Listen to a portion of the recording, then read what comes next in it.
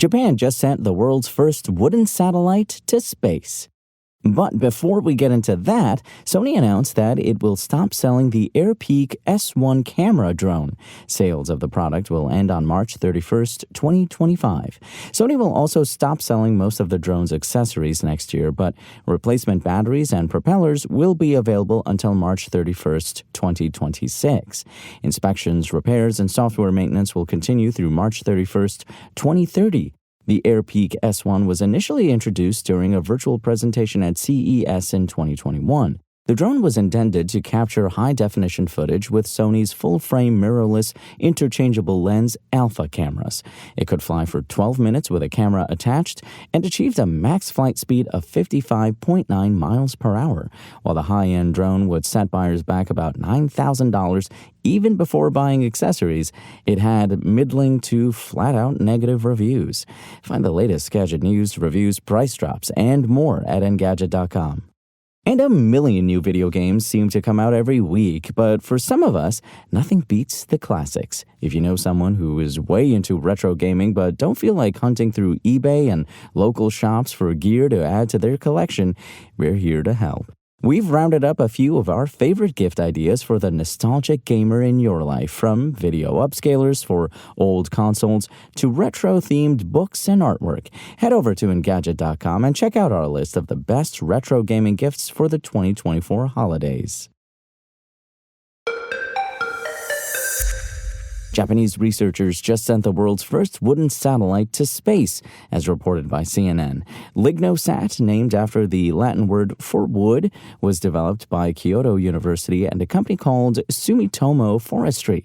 It was included in a SpaceX mission to the International Space Station, ISS, and will soon be released into orbit above the Earth. Why do this? There are two main reasons. First of all, it'll be a test as to the durability of wood when faced with the harsh conditions of space. If successful, the researchers plan on making more wooden structures and jettisoning them to the cosmos.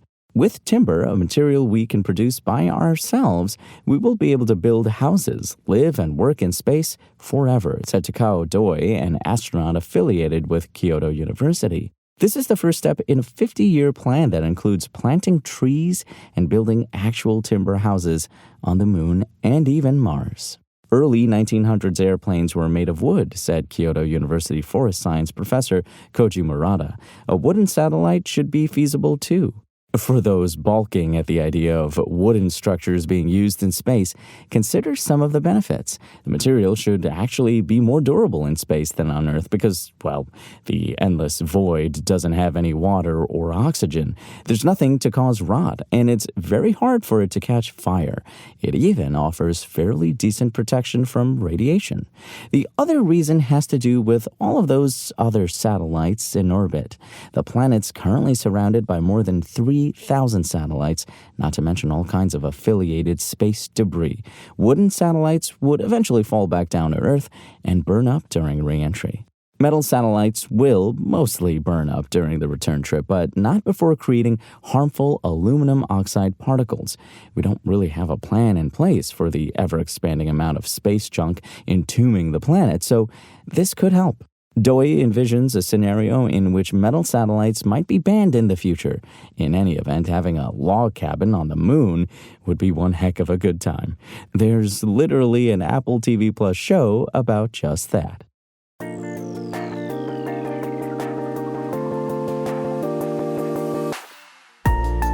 Thanks for listening to the show. Make sure to rate, review, and subscribe on Apple Podcasts. Today's show featured journalism by Engadget contributor Lawrence Bonk and was produced by Spoken Layer.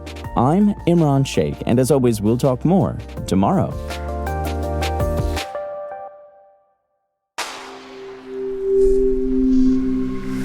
Spoken Layer.